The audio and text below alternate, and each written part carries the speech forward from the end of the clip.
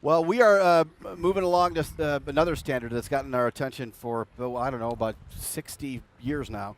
This is the 1955 Chevrolet BelAir 2 DHT. Bernard Mackey, the owner. Bob, how about the 55 Chevy BelAir? Well, it's probably the all-time classic Chevrolet. You know, this was a as we said earlier when we saw a 56, which had essentially the same body but with a slightly different grille. This was the breakthrough for Chevrolet, where it was the first year where there was a V8 available, and people just loved that. Everybody said the grille was copied from Ferrari, you know, with the oval egg crate grille in the front, but it was sensationally well accepted by the public. Chevrolet was sold out for the whole 55 model year.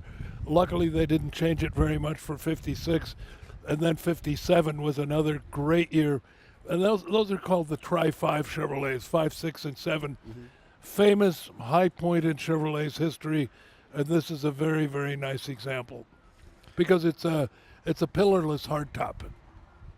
Well, I want to get a closer look and learn a little bit more. Here's Eric Gorgeous with Bernard Mackey in the 55 Chevy BelAir. Eric, over to you.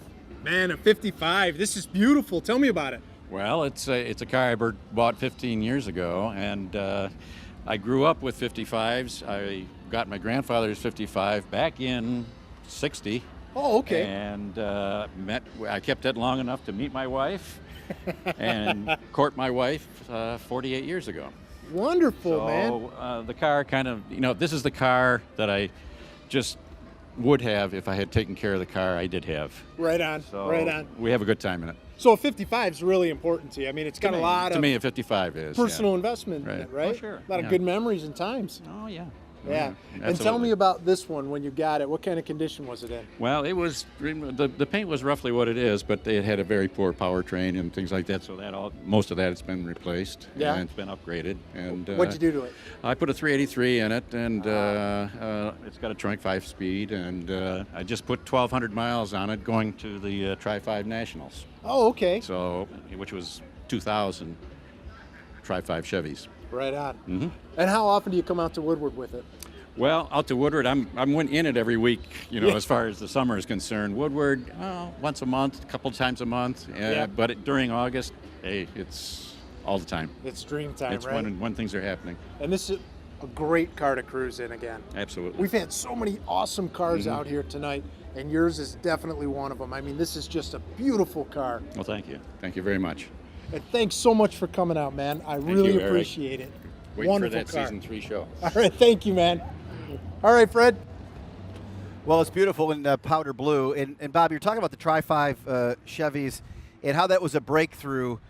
So in 53 and 54, the executives sitting around Chevrolet thinking, we got to break through. Is that something that just happens? Well, Chevrolet was considered a dull brand, and all of the young people who were more performance-oriented bought Fords because of the V8. Mm-hmm.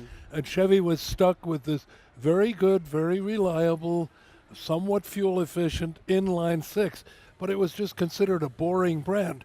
And the 55 was the first real breakthrough where the kids, America's car-crazy kids said, Dad, this time let's get a Chevy. Well, and of course that extended through to 56 and 57, which is sort of that classic American icon on the road. Yeah, absolutely. The 57 Chevy, and we look at the 55. Much differences? No. They back then Detroit would generally run a body style for 3 years. Okay. And they'd make minor modifications like extend the rear fender a little bit, change some of the grill bars around, and basically change some moldings. But it was always low investment stuff, and they'd run it for 3 years and then come out with something totally new.